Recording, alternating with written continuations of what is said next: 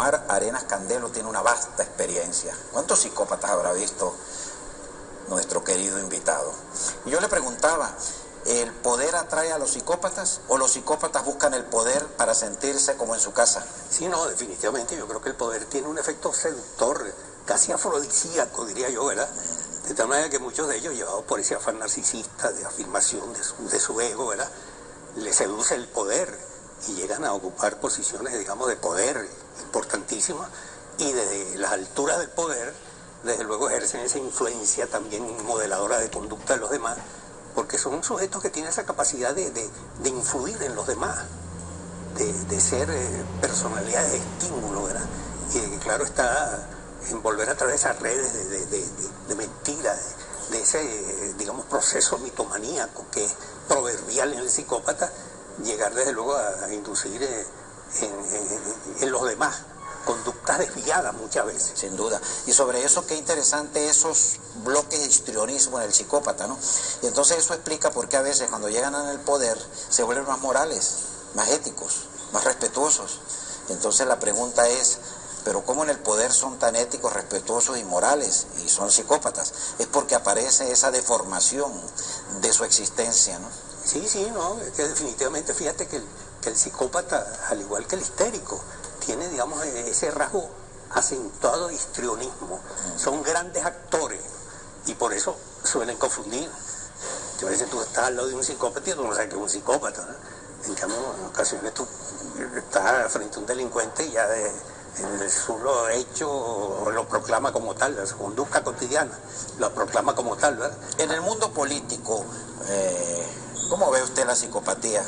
Mira, en el ámbito de la política yo creo que desde aquel libro clásico, Aquellos enfermos que nos gobernaron, que tú seguramente conoces, ¿verdad? Sin duda. Se ha hablado de presidentes que han tenido una marcada tesitura psicopática y una inclinación abierta hacia el ejercicio del poder en términos utilitarios. Yo creo que un rasgo que define en buena medida la personalidad del psicopático es ese afán utilitarista. Los demás son simplemente instrumentos para él alcanzar sus fines, ¿verdad? Claro. Cuando acceden al poder se sienten como pez en el agua, ¿no? Y eso explica en parte por qué cuando uno de sus allegados se le voltea, son implacables, ¿no? Son implacables, ¿no? Definitivamente, porque sí. Es un acto de lealtad para con aquel ego exacerbado, claro, que ellos no entienden, ni soportan, ni toleran, ni perdonan. Se sienten ser implacables, con derecho a que los vean como dioses, como seres superiores, ¿no? Así es. Ahora, lo interesante de esto es que cuando están en el poder esto se exacerba más, ¿no? Se exacerba, ¿verdad? Pues esa dimensión en cualquier tipo de poder, sí. La megalomanía, claro, que es un rasgo también de la personalidad psicopática, se exacerba, ¿verdad? Claro. De tal manera que ocupan y se sienten dioses, ¿verdad? Se sienten que definitivamente no pertenecen a este mundo, que están más allá del bien y del mal. Fíjate que hay algo muy interesante, muchas veces el psicópata, desde su más tierna edad, proclaman su disposición con su propia conducta. Hay películas célebres, como se llama La mala semilla. Yo he conocido niños de 7 años a quienes yo diagnosticaría como psicópatas, siendo niñas. Van en esa ruta. Sí, van en esa ruta. Niños que agarran un gato, chico, y le prenden candela, lo meten en un microondas, como veía el otro día. Un animalito, un gato, chico, y prenden el microondas. Es un rasgo psicopático. Sin duda. Mi querido doctor, hay una dimensión muy interesante a analizar. Todos los humanos tenemos elementos o disposición para ser psicópatas, ¿no? ¿Por qué? Porque el funcionamiento del cerebro en todos es similar. Lo que pasa es que en unos se exacerba y en otros no. Es como la alergia, todos tenemos disposición para tener alergia. Si se dan ciertos factores genéticos, ambientales, ¿somos alérgicos o no somos alérgicos? ¿Usted ha tenido tentaciones de ser psicópata?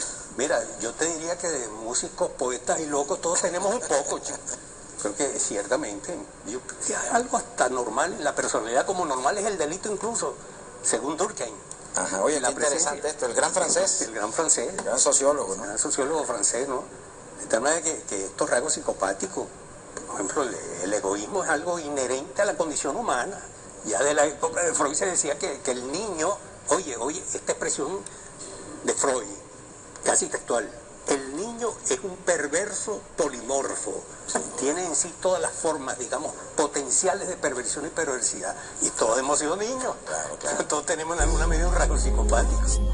Mi estimado doctor Candelo, muchas gracias por su brillante participación, y qué oportuno sería dado que dentro de una semana, el próximo domingo, hay elecciones legislativas, que la sociedad venezolana se convierta en mayoría opositora en la Asamblea. Sería la forma de poner control tanto a unos como a otros de esos rasgos psicopáticos que todos tenemos.